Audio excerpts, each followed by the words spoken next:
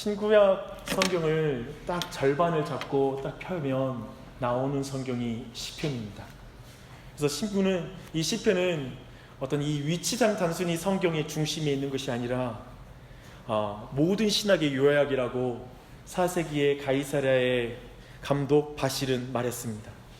또 동시대의 신학자였던 아타나시우스라는 분은 시편은 성경 전체의 축도이다 라고 이렇게 시편을 표현하고 있습니다. 그리고 종교개혁을 시작한 마틴 루터는 시편은 작은 성경이다, 즉 전체를 요약해 놓은 거라고 말하는 것이죠. 그리고 구약의 계오이다 라고 이렇게 말하기도 합니다. 그런데 시편은 구약의 역사서나 그리고 구약의 예언서와는 그 내용을 내용적으로 단순히 반복하고 있는 내용은 아닙니다. 시인은 하나님의 역사 가운데 행한 것, 그리고 하나님이 행하시겠다고 약속하신 것을 그의 감정과 그의 정서를 담아서 표현하고 있는 게 시편이에요. 시의 의미입니다. 그래서 시편을 볼 때 하나님이 행하신 창조와 구원의 사역에 대한 느낌이 없는 사람, 하나님의 약속에 대해 어떤 감정과 정서를 느끼지 못하는 사람은 사실 도저히 시편을 읽어 내려갈 수가 없습니다. 그래서 이 자리에 있는 여러분들, 혹시 시편 읽는 게 너무 어려운 분 계세요? 여러 가지 이유가 있을 수 있겠죠. 그러나 혹시 하나님에 대한 감정의 끈이 없기 때문에 시편을 읽기가 어렵지 않는지를 한번 보시길 바랍니다. 제가 종종 찾아 듣는 설교가 있습니다. 미국의 침례교 목사인 존 파이퍼라는 목사님이 전하는 설교를 한 번씩 봐요. 한 번씩 듣습니다. 그런데 늘 보면 하나님의 말씀에 그냥 압도당하는 설교자로 제 눈에 보입니다. 그래서 본마다 담긴 하나님의 탁월하심에 늘 벅차하면서 감정적으로 터질 것 같은 그런 정서를 설교 내내 보여줍니다. 근데 특별히 그 모습을 볼 때마다 제가 감정이 메마르거나 제 안에 열정이 사라졌다고 생각할 때 그 설교를 듣기도 합니다. 특별히 존 파이퍼 목사님 같은 경우에는 굉장히 깊이 있는 신학을 설교 안에 녹아내거든요. 근데 그게 메마르지 않았어요. 왜냐하면 그의 감정과 정서가 가득 묻어있기 때문에 그냥 이 어려운 신학의 내용이 굉장히 거리감에 있는 내용이 아니라 모든 회중들에게 깊이 박히고 이해가 되는 걸 보게 됩니다. 참 그런 걸 보면 감정이 섞인 어떤 지식이 많은 사람을 더 이해시킨다라고 저는 생각합니다. 그런데요, 저는 때로는 그의 설교가 듣기 힘들 때가 있습니다. 그의 감정을 도저히 따라갈 수 없을 때, 그 정도로 내 마음이 메말랐을 때는 왠지 내 마음이 완고해지더라고요. 그래서 왜 이렇게 감정적이야? 라고 생각하는 것이죠. 아마 여러분도 이런 거 경험해보지 않으셨어요? 누군가 눈물을 뚝뚝 흘리며 호소하는데 그를 이해하지 못하고 짜증났던 거. 왜 울어? 왜 울어? 왜 지금 똑바로 말 안 하고 왜 울어? 왜 이렇게 감정적이야? 이런 여러분의 그런 느낌을 받아본 적이 있습니까? 그런 경험을 가진 분들은 시편을 읽고 공감할 수 있는 핵심이 무엇인지를 여러분 주목할 필요가 있습니다. 시편의 기도와 찬송과 감사와 감격과 슬픔과 탄식과 회개가 우리의 것이 되려면 여러분은 하나님을 신뢰하든지 아니면 의심과 불안과 원망을 하든지 슬픔과 고통과 사랑과 신뢰든지 어찌되었던 어떤 감정이든 하나님과 연결된 감정의 끈을 가져야만 여러분은 시편을 읽을 수가 있어요. 그리고 이해할 수가 있어요. 여러분, 그래서 여러분 안에 시편을 오늘 살피기 전에 한 가지를 분명히 확인해 보십시오. 당신에게 하나님과 연결된 감정이 있으십니까? 지금 여러분 안에 되게 하나님 앞에 죄송하고 미안한 감정도 감정이에요. 죄책감도 감정이에요. 여러분 안에 슬픔도 감정이에요. 그리고 하나님으로 인한 기쁨도 감정일 거예요. 근데 그 어떤 감정일지라도 여러분은 하나님과 연결된 감정을 지금 가지고 있습니까? 라는 것이죠. 이 질문이 시편을 읽고 이해하는 핵심 키예요. 하나님을 의식하면서 그분에 대한 느낌이 없다면, 하나님에 대한 어떤 감정과 정서가 내 안에 느껴지지 않는다라면, 그래서 차디찬 논리만을 가지고서 시편을 읽어갈 수는 없다라는 것입니다. 갈수록 신앙생활하면서 배우게 되고 보고 싶은 게 있어요. 그리고 저 자신에게서도 이제 정말 깨달아지는 게 있어요. 죄책감마저도 느끼는 게 은혜라는 걸 알겠어요. 근데 그것마저 안 느껴본 적이 본 경험을 가지면 그것마저도 은혜라는 사실을 알아요. 하나님께 향한, 하나님과 연결된 내게 감정의 끈이 어떤 형태라도 있다라는 것 자체가 놀라운 은혜예요. 지금 말씀을 듣는 순간에도 전혀 관심이 없을 수 있어요. 어떤 것도 듣고 싶지 않을 수 있어요. 어떤 감정도 못 느낄 수 있어요. 그게 사실은 굉장한 위험함이거든요. 하나님의 감정을 느끼며 몸부리치는 사람이 얼마나 복을 받은 사람인지요. 이제 그 복이 우리 모두에게 있기를 바라며 시편의 핵심 메시지를 담은 시편 1편을 보겠습니다. 오늘 시편 1편의 설교의 목적은 명확합니다. 시편이 결국 말하는 그 내용의 대강을 살피는 것, 시편 메시지의 핵심을 보는 게 오늘 시편 1편을 통해서 함께 나누고자 하는 것입니다. 우리 시편 1편에서 볼 수 있는 인상적인 사실이 하나 있습니다. 시편 1편은 복으로 시작하고 망하리로다도 끝이 나요. 재밌지 않아요? 복으로 시작하고 망하리로다로 끝나요. 이것을 좀 더 살펴보면 이거예요. 시편의 시작은 이렇게 시작합니다. 복이 또다 악인의 꾀를 쫓지 않는 사람이요 라고 말하고요, 시편의 마지막은 악인의 길은 망하리로다 로 끝이 납니다. 이렇게 시편 1편은 지금 두 종류의 사람이 있다라고 지금 명백하게 우리에게 선명하게 말하고 있습니다. 복 있는 사람과 악인이 있다라고 그걸 대조하여 설명하고 있습니다. 그리고 분명히 시편 1편에서는 두 가지의 길이 있다고 말합니다. 생명에 이르는 의인의 길과 멸망과 죽음으로 끝나는 악인의 길이 있다고 선명하게 시편 1편은 지금 대조해서 설명하고 있습니다. 근데 이 시편 1편이 이렇게 크고 선명한 구도는 우리에게 어떤 메시지와 의미를 주고 있는 것일까요? 우리의 인생을 한번 잘 보십시오. 인생은 선택의 연속이라고 말합니다. 그래서 선택을 할 때 우리 모두는 그 결과를 예상하고 선택해요. 그래서 점심 식사의 메뉴를 결정하는 것과 같은 그런 선택은 물론 어떤 사람들에게는 굉장히 중요하고 중차대한 결정이겠지만 대부분의 사람들에게는 아마도 매우 가벼운 결정에 속할 것입니다. 왜냐하면 우리 삶에 큰 영향을 주지는 않으니까. 하지만 누군가와 결혼을 하는 것을 선택한다면 아마도 그 선택은 매우 우리에게 중요할 거예요. 왜냐하면 그 영향이 우리에게 행복을 주는 그 핵심의 그 선택이 달려있기 때문에 신중할 수밖에 없는 것이죠. 근데 지금 시편 1편이 말하고 있는, 선명하게 말하고 있는 주제가 매우 우리에게 민감한 주제라는 걸 말하고 있는 거예요. 시편 1편이 가르는 주제는 가벼운 주제가 아니라고 말합니다. 우리에게 두 가지 길이 있다는 거예요. 악인의 길과 복자의 길, 복 있는 사람의 길, 그리고 축복과 저주의 길이 우리에게 달려있다는 거예요. 선택하라는 거예요. 어느 길을 갈 것인지를 너희들은 정해야 된다라고. 지금 시편 1편이 다루는 주제가 단순히 점심 먹는 수준의 문제가 아니라 그 인생의 마지막에 가서 결국 행복한 길과 그리고 천국을 가는 길과 저주받는 길이 달려있다라고 이 주제의 중요성을 이렇게 설명하고 있는 것입니다. 어떻습니까? 여러분은 지금 시편은 1편은 매우 선명하게 지금 인생의 구도를 딱 나눠서 지금 말하고 있잖아요. 근데 이 부분이 여러분에게 와닿습니까? 우리는 악한 길을 선택해도 의의 길을 선택해도 별로 차별점이 없는 것 같은 세상을 살아가잖아요. 정직한 자의 삶과 진실한 자의 외침에 큰 보상이 없는 것을 보고 살아가잖아요. 웬만큼 잘못해도 인생에 큰 영향을 끼치지 않는 걸 느끼지 않으세요? 그래서 이제 그걸 몇 번 하고 나서 그래 대강 살자라고 우리가 지적으로 거기에 동의하는 순간에 우리는 완전히 신앙이 메말라 버리잖아요. 그리고 감정이 끈이 사라지더라고요. 저도 해봤어요. 그래 내 완고한 대로 한번 살아보자. 그러면 내 안에 하나님과 연결된 감정이 끈이 사라져버려요. 무섭더라고요. 정말 우리는 일상에서 이렇게 선과 악이 선명하지 않는 걸 경험해요. 그리고 그 선과 악의 길을 어느 길을 갈지라도 별로 크게 중요하지 않고 인생 별거 그래서 크게 영향받지 않는 그런 세상에 살고 있기 때문에 시편 1편의 이 선명한 구도가 우리에게 와닿지 않을 수 있습니다. 그래서 도리어 시편 1편은 제가 볼 때 더 선명하게 우리에게 이렇게 외치는 거예요.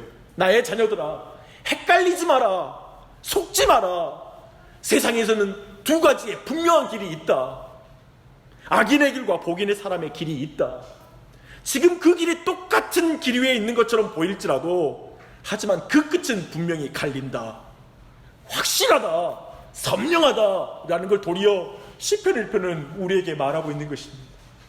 이 음성 때문에, 이 분명한 메시지 때문에 다시 한번 이 시편의 주제가 우리에게 중요하게 와닿았으면 좋겠습니다. 근데 시편 1편은 복 있는 사람을 이러이러한 사람은 아니다라고 먼저 설명하면서 시작을 해요. 복 있는 사람은 이런 부류의 사람이 아니다 라는 것으로 복 있는 사람을 설명하기 시작합니다. 가장 먼저 복 있는 사람은 악인의 꾀를 따르지 않는 사람이라고 말을 해요. 근데 여기서 악인은 그 본래의 뜻이 뭐냐면 하나님 없이 사는 자가 악인이에요. 자세히 보십시오. 우리는 생각하기를 흉악한 범죄를 저지르거나 윤리적으로 도덕적으로 문제가 있을 때 우린 그걸 악인이라고 불러요. 근데 그런 개념과 성경에서 말하는 악인의 개념은 좀 다르다는 걸 말씀드리고 싶습니다. 물론 그와 같은 도덕적인 윤리적인 문제를 만드는 건 하나님 없이 사는 자에게 나타나는 특징이고 열매예요. 그러나 지금 성경적 개념으로 악인은 하나님 없이 사는 것, 하나님과 상관없이 제 뜻대로 살아가는 사람이 악인이에요. 그렇다면 악인은 사람들이 볼 때 도덕적이고 윤리적인 사람일지라도 근본적으로 하나님을 인정하지 않는 사람이 바로 그 불신자가 바로 악인이라고 성경은 말하고 있는 것입니다. 그러니 복 있는 사람은 당연히 하나님 없는 사람들의 꾀를 쫓아 살면 안 되죠. 구별되거든요. 구분되거든요. 그걸 말하고 있습니다. 그러나 현실 한번 보세요. 현실에서 우리는 하나님이 없는 자들의 이야기를 듣고 살지 않습니까? 근데 좀 더 여기서 우리 악인들의 꾀에 대해서 좀 더 우리가 여기 이해할 필요가 있습니다. 이 꾀라고 번역되는 이 부분의 원문은 대강 번역되면 이거예요. 권고하다, 조언하다, 계획하다 라는 기본적인 뜻을 가지고 있습니다. 이렇게 보면 우리는 매우 구체적으로 이 말씀의 의미를 이해하게 돼요. 악인의 꾀를 쫓지 말라는 말이 무슨 말인지 알게 돼요. 오늘날 하나님의 백성들이 하나님 없는 사람들의 인생관과 가치관과 행복관과 그리고 그들이 생각하는 생각들과 조언들 그리고 그들이 행하는 관행들을 그대로 쫓아가지 말라는 것을 성경은 말하고 있는 것입니다. 그래서 이것을 바울은 로마서 12장 2절에서 이렇게 표현해요. 너희는 이 세대를 본받지 말고 이 세대를 본받지 말고. 이것이 복 있는 사람은 악인의 꾀를 따르지 않는다라는 의미입니다. 당신은 복 있는 사람입니까? 여러분이 지금 승진했는지 성취를 얼마나 했는지를 묻는 질문이 아닙니다. 시편 1편은 당신은 복 있는 사람입니까? 라고 물을 때 질문은 뭐냐면 당신은 누구의 조언을 따라 살고 있습니까? 당신의 인생의 모든 가치관과 여러분의 인생의 방향은 누구의 조언으로부터 왔습니까? 당신은 하나님께 말씀으로 살든지 아니면 누군가 당신에게 말한 말로 살아갈 것입니다. 당신은 누구의 말을 듣고 살고 있습니까? 라는 질문입니다. 시편 전체의 구도로 보면 사람의 행복은 악인의 꾀를 쫓아 살지 않는 것에 있다고 말하는 거예요. 사람의 행복은 악인의 꾀를 쫓을 때 오히려 그것이 행복을 파괴한다라고 말하는 것입니다. 우리를 불행하게 만든다라고 말하는 것입니다. 시편 1편이 이렇게 소극적으로 말하는 참된 행복의 조건은 우선 불신 세대를 본받지 않고 이 세상을 본받지 않고 분명하게 하나님의 백성의 하나님의 말씀을 따라가는 것임을 우리에게 알려주고 있습니다. 이게 첫 번째 소극적인 특징입니다. 이제 자연스럽게 두 번째 특징을 보시게요. 복 있는 사람의 소극적인 특성 두 번째는 죄인의 길에 서지 아니하고 라는 것입니다. 이것이 참된 행복의 두 번째 조건입니다. 우리는 우선 죄인의 길이라고 지금 비유하고 있는 걸 볼 필요가 있어요. 이게 지금 비유예요. 죄인의 길. 그래서 좀 길의 특성에 대해서 한번 살펴볼 필요가 있습니다. 우리 아파트에 최근에 하나의 대대적인 공사가 있어서 지금 저에겐 큰 불편을 주고 있는 게 있어요. 예전에 일명 지름길이라고 말하는 사람들이 너무 지나다녀서 풀이 사라지고 길이 되어 있는 곳에 다시 울타리를 쳐버렸어요. 그래서 굉장히 번거롭습니다. 길이라는 게 뭐죠? 사람이 많이 다니면서 그 행동의 습관으로 만들어내는 게 길이에요. 그와 같이 지금 성경은 마음의 길도 있다라고 말하는 거예요. 그냥 눈에 보이는 길만이 아니라 마음의 길이 있는데 사람들이 좋아하고 옳다고 생각하는 것이 이제 길이 되는 거예요. 그게 규범이 되기도 하고요. 결국에 그런 것들이 법이 돼요. 우리는 그것을 시대정신이라고 부르기도 합니다. 또 그것을 우리는 때론 사상과 철학이라고 부르기도 해요. 이게 마음의 길이에요. 그래서 많은 사람들이 그 시대의 시대사상으로 그 길을 따라 걸어가요. 왜냐하면 그게 좋은, 넓고 사람들이 찾고 많은 사람이 그 길을 걸어가는 길이니까 그 길을 걸어가는 것입니다. 그래서 1차적으로 복 있는 사람은 죄인들의 철학과 사상이 만든 시대 정신을 따라가지 않는 것이다 라는 그런 의미를 가지고 있습니다. 그런데 지금 이렇게 해석하면 방금 우리가 첫 번째로 살펴봤던 악인의 꾀를 쫓지 아니하고 비슷한 말 아니에요? 그런 의미에서 길에 대한 비유를 우리가 조금 더 살펴볼 필요가 있어요. 길은 어떤가요? 길은 목적지를 가지고 있어요. 그래서 그랬잖아요. 길에 그냥 올라서는 순간에 도착 지점이 결정이 나요. 부산 가는 길로 가느냐 아니면 전라도로 오는 길을 선택하느냐 따라서 길이 달라지는 거예요. 이미 그 길에 올라섰을 때 도착점이 결정이 나는 거예요. 이제 남북 관계가 개선되면 정말 우리가 기도를 많이 해야 돼요. 하나님께서 이 가운데 간섭해 주시길 간구해야 될 줄 믿습니다. 기도 많이 하시게요. 우리가 트럼프를 위해서 기도할 줄 어떻게 알았습니까? 저는 몰랐습니다. 근데 고레스를 쓰시는 게 하나님이시거든요. 모든 통치자들도 하나님의 사역자라고 부르거든요. 하나님께서 분명히 다스리실 거예요. 그러나 어떤 일이 있을지라도 하나님은 그분의 선을 이루어 가실 줄 믿습니다. 근데 예전에 서울 역사가 국제역이었대요. 그래서 예를 들면 베를린, 이게 서울 역사에 베를린이 이제 써질 수 있는 거예요. 그럼 열차 타고 베를린 가는 거죠. 또 이제 베를린에 서울, 투 서울 아니면 부산 여기까지 가는 거예요. 해저 터널을 뚫어서 일본까지 안 갔으면 좋겠어요. 그러면 투 도쿄가 되잖아요. 이제 결국 종착지만 말할 테니까 죄송해요. 여전히 이 시대 정신을 우리가 벗어나지 못하는 황 목사입니다. 지금 우리의 눈에 어쩌면 기차가 비슷하게 생기고 같은 역에 서 있는 기차일지라도 그 열차가 가는 목적지에 따라서 그 끝은 완전히 달라지는 거예요. 인생도 동일한 거예요. 그 인생이 정한 인생의 목적과 목표에 따라서 지금 내가 서야 될 길이 달라져야 된다는 거예요. 죄인의 길에 서지 않는 것은 결국 저주와 죽음과 멸망으로 인도할 하나님이 없는 죄인들의 인생의 습관, 시대 정신을 따르지 않는 것을 강조해서 말하는 것입니다. 참으로 TV를 켜십시오. 그리고 신문을 보십시오. 책을 보면 끊임없이 우리에게 쏟아내는 말이 있어요. 이것이 행복한 길이다. 이것이 좋은 길이야. 라고 끊임없이 그 모든 미디어들은 우리에게 말하고 있어요. 실은 여러분 그게 분별이 안 되잖아요. 정말 저거 사면 행복해질 것 같고 저렇게 애들 키우면 잘 클 것 같고 행복할 것 같은 게 너무 많잖아요. 그 학원 보내면 우리 아이들 인생 보장될 것 같은 마음이 들잖아요. 우리는 참 분별하기 힘들어요.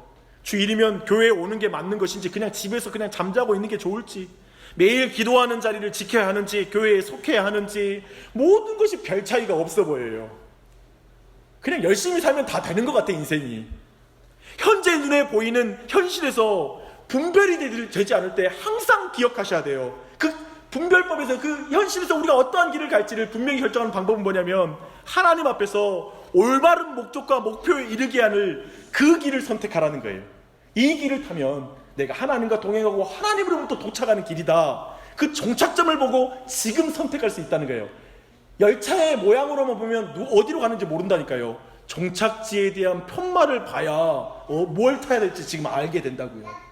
우리 많은 사람들은 지금 어떻게 살아야 될지 혼란스러워해요. 근데 성경의 지혜는 이 길, 악인의 길은, 죄인의 길은 마지막에 죽음으로 끝난다. 오직 의의 길, 말씀의 길을 너희들이 탈 때만 지금 선택하는 것이 중요하다는 걸 이렇게 우리에게 설명하고 있는 것입니다. 이것이 두 번째 행복함의, 참된 행복의 두 번째 소극적인 특징입니다. 그리고 이제 마지막으로 세 번째 특징은 오만한 자의 자리에 앉지 않는 것입니다. 근데 저기는 여기서 이 오만함이 앞에 있는 두 내용 모두를 포괄하고 있는 것으로 저는 그렇게 읽고 있습니다. 오만하다는 말은 사실 턱없이 교만하여 자기를 자랑하고 떠버리며 다른 사람을 안중에 두지 않는 것을 오만하다고 말을 해요. 그래서 우리는 일반적으로 지금 오만한 자리에 앉지 않냐며 말할 때 기본적으로 사람들 앞에서 떠버리기를 좋아하고 아주 교만한 사람을 우리는 연상하기 쉬운데, 지금까지 악인과 죄인을 사람과의 관계로 우리의 이야기보단 하나님과의 관계에서 이해했잖아요. 그런 측면에서 이 부분은, 이 오만한 자는 하나님과의 관계에서 되게 오만한 자를 말하는 거예요. 되게 오만해. 오만한 자는 하나님 없이 사는 사람이고요, 하나님 앞에서 옳고 바른 삶의 목적과 목표를 택하지 않는 사람이면서도 턱없이 교만하여서 자기를 자랑하는 사람인 거예요. 고집스러운 사람인 거예요. 그런 나쁜 길을 가면서도 그 나쁜 길이 옳다고 말하면서 자신감 있게 살아가는 거예요. 그게 오만한 자예요. 그리고 다른 사람을 조롱해. 의의 길을 가는 사람을 조롱하는 수준까지 가요. 그게 바로 오만한 자입니다. 복 있는 사람은 참으로 오만한 자리에 앉지 않는다는 건 그의 태도와 그런 태도와 함께 교제할 수 없다는 거예요. 그것은 불행한 길입니다. 그 오만한 자세는 늘 행복을 파괴하게 될 것이라고 성경은 말하고 있는 것입니다. 그래서 기독교의 가장 큰 적은 이슬람이 아니에요. 기독교의 가장 큰 적은 동성연애가 아니에요. 태초에 처음 범죄부터 지금까지 인생의 가장 큰 죄는 교만이에요. 하나님은 교만한 자를 물리치시는 거예요.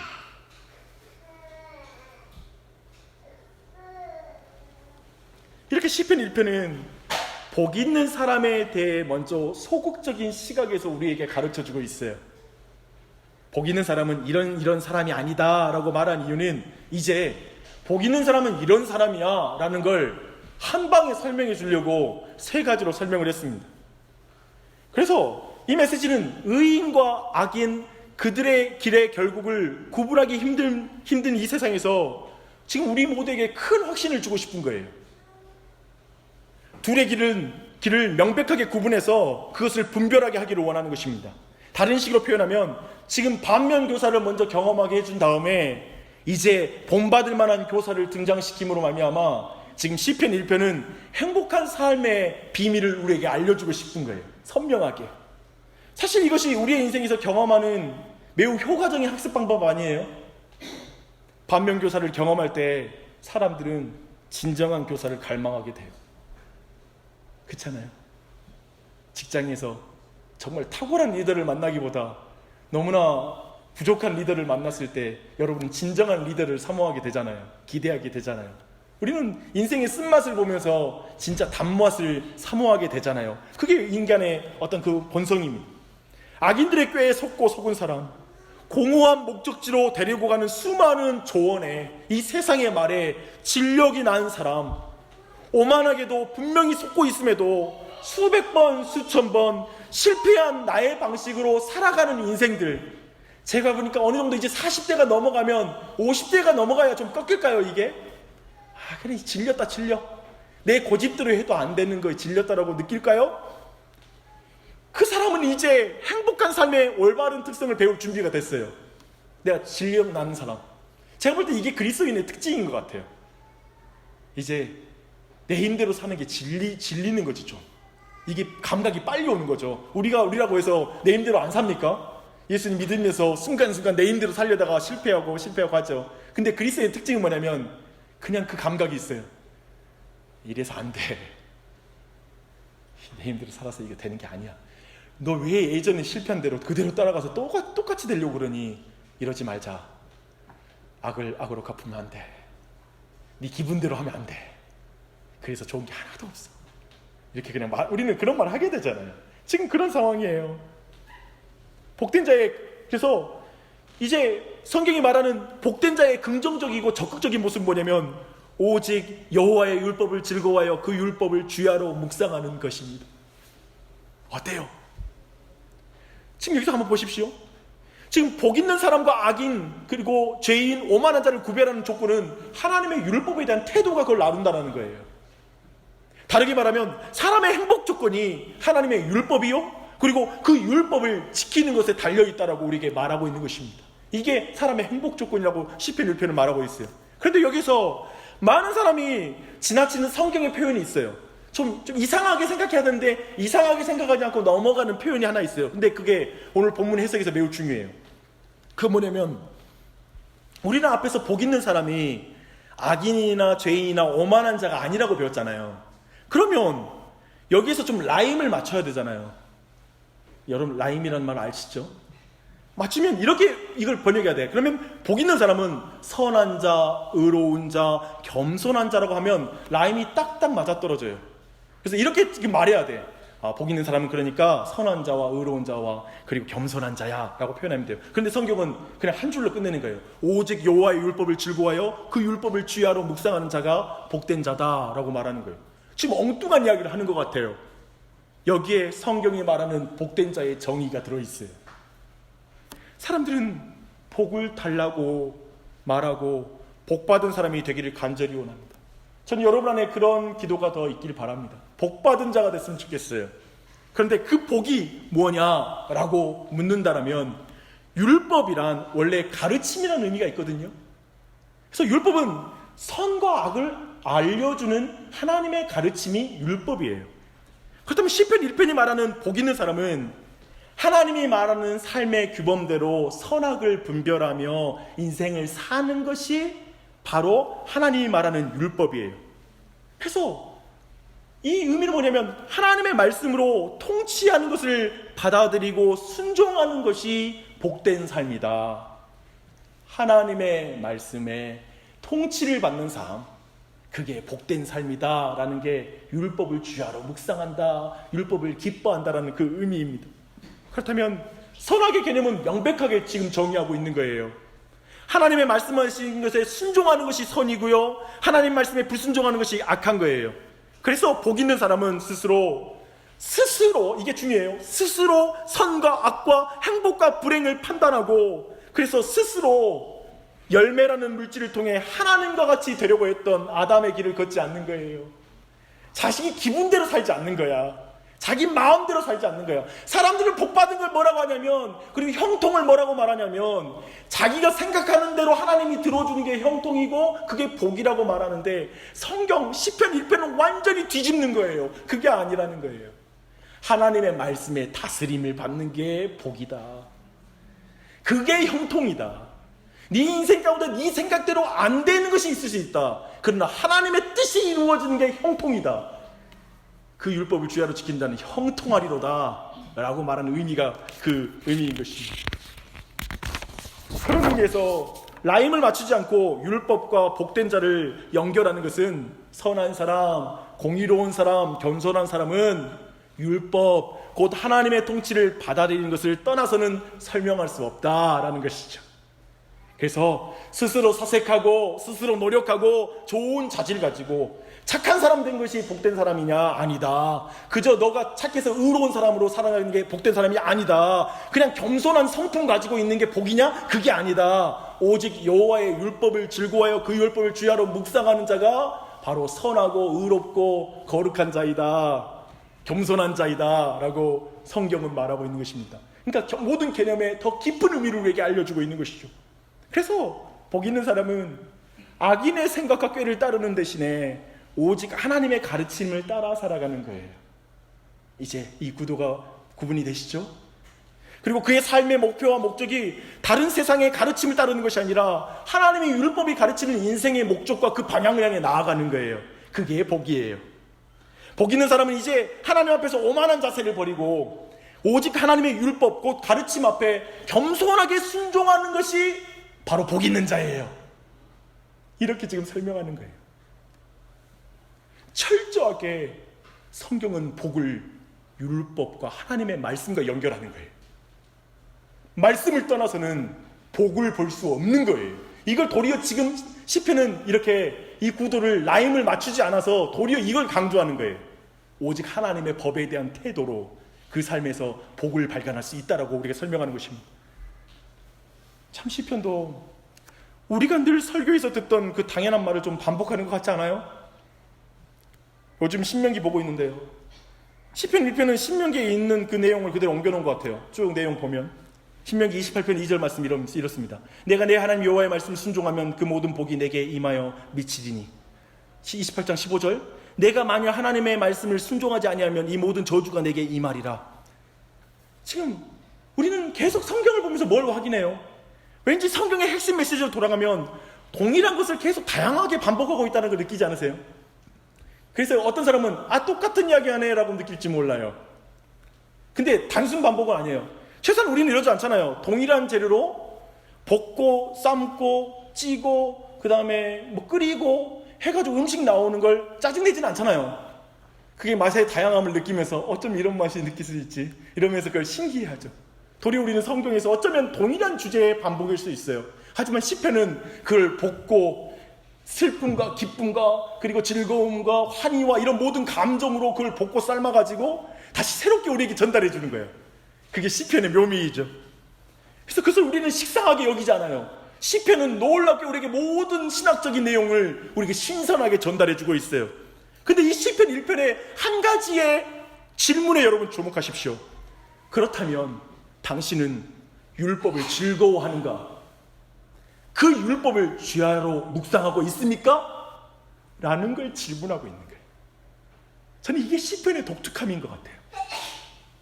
주야로 묵상한다는 것은 하나님의 법이 내면에 깊이 배어있고 깊이 젖어 있다는 말이에요. 여러분의 내면은 하나님의 법으로 깊이 젖어 있어요.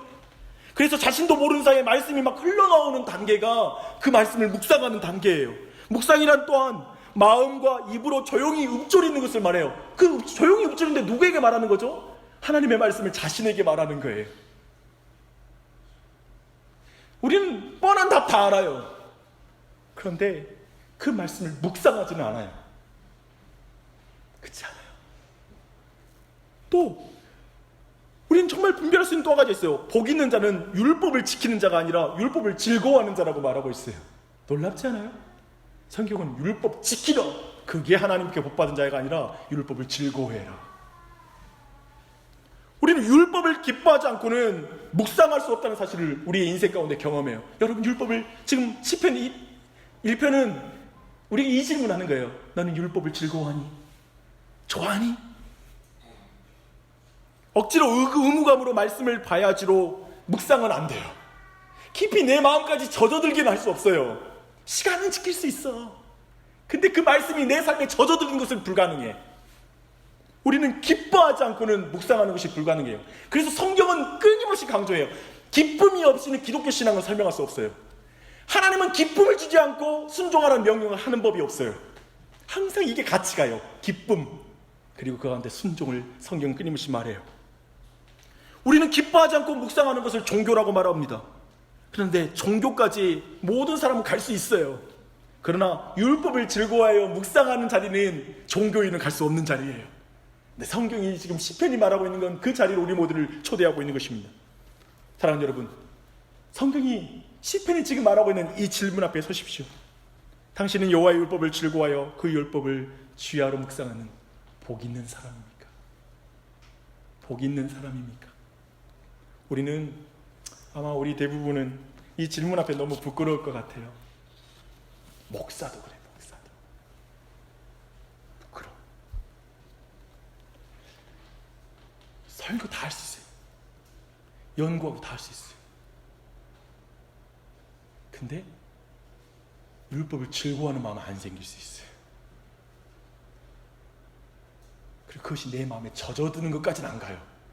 설교 준비하는 것까지만 하고 있습니다.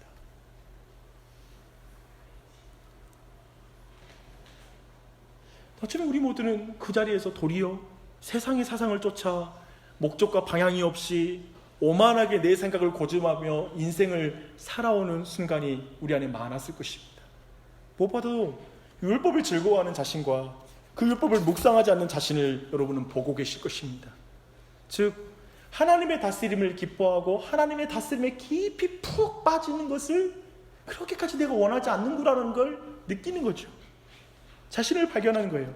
사실 시편 1편은 지금 이 지점까지 우리를 이끌고 가는 거예요. 그렇죠? 그리고 시편은 우리를 시편 2편으로 인도하고 있어요. 대강의 내용을 말해드릴게요. 시편 2편이 메시아 시편이에요. 시편 2편이 메시아 시편, 예수 그리스도를 예고하는 시편이에요. 즉 시편의 배치에서 하나님의 감동이 있다고 믿었던 모든 사람들은 시편 1편과 2편은 복 있는 사람을 주제로 하나의 시편이라고 말을 해요. 그렇다면 시편 1편과 2편을 통해 시편이 말하는 메시지를 우리는 더 정확하게 들을 수 있어요. 시편 1편은 복 있는 사람은으로 시작해서 2편의 마지막은 뭘로 끝나냐면 그의 아들에게 입맞추라. 그렇지 않으면 진노하심으로 너희가 길에서 망하리니 그의 진노가 급하심이라. 여호와께 피하는 모든 사람은 다 복이 있도다. 이걸로 끝나요. 무슨 의미예요? 시편 1편은 하나님의 백성이 가야 할 길, 목적지를 분명하게 우리에게 제시해주고 있어요. 그 목적지는 하나님과 함께함으로 생명과 화평과 샬롬을 가득하게 누리는 그 땅이에요. 그 목적지예요. 근데 그 길은 오직 율법을 기뻐하고 주야로 묵상함으로 도착할 수 있는 지점이에요. 그런데 우리는 죄인이어서 그 자리에 미치지 못하는 거야. 도저히 그것을 온전히 순종해서 그 삶을 살아갈 수 없는 거예요. 그래서 우리의 실패하고 좌절하는 우리를 위해서 이 율법을 완전하게 성취하는 메시아를 보내주시는 것, 그에게서 복이 있다는 걸 우리에게 알려주는 것이죠. 그 아들의 발에 입맞추는 것, 그 아들에게 입맞추는 것. 우리는 하나님의 아들이신 예수님께 입맞추고 곧 경배함으로 그분을 믿음으로 진노하심을 피할 것입니다. 복 있는 자는 스스로의 꾀로 만든 구원의 길과 종교의 길을 가지 않습니다. 오직 아들에게 입맞춥니다. 복 있는 자는 겸손하게 예수 그리스도 앞에 무릎을 꿇고 그분을 경배합니다. 그건 오만한 자들의 길과 다릅니다. 이제 우리는 예수 그리스도의 통치를 기뻐하고 받아들임으로 그에 따라서 멸망과 축복이 갈라지는 걸 명백하게 알고 있습니다. 예수님 말씀하십니다. 내가 길이요 진리요 생명이니 나로 말미암지 않고는 아버지께로 올 자가 없느니라. 예수님은 하나님 아버지가 도착지인 길입니다. 생명으로 인도하는 길입니다. 빨리 메시아 앞에 입맞추고 그분께 굴복하십시오. 그의 통치를 받아들이지 않으면 언제 우리의 노상에서 하나님 우리가 망할지 모르는 것이죠. 그 긴장감이 있는 것입니다. 그 엄중한 말씀을 들으십시오. 또한 당신에게 열린 가능성의 말씀을 들어보십시오. 여호와를 의지하는 자는 다 복이 있도다.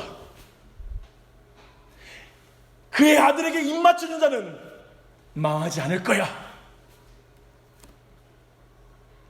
저는 이번에 시편 1편을 공부하며 계속 주목이 된 부분은 시편 1편이 선명한 두 가지의 길을 강조하고 있다는 거예요. 그런데 자세히 보면 이 세상의 선과 그에 따른 복과 저주가 선명하게 드러나지 않다라는 걸 반대로 강조하고 있는 그 부분이 시편 1편에 좀 은연중에 우리에게 그걸 드러내고 있어요. 4절 5절 봐봐요. 악인은 바람에 나는 겨와 같다. 그 모양은 알곡인 것처럼 보인다. 그런데 바람이 불면 진짜 가짜인지 드러난다. 키질을 하면 그 진면목이 드러난다. 근데 그 키질은 성경에서는 늘 심판이에요. 그래서 5절은 말해요. 악인들이 심판을 견디지 못한다. 그리고 죄인은 의인들의 모임인 천국에 들어갈 수 없다.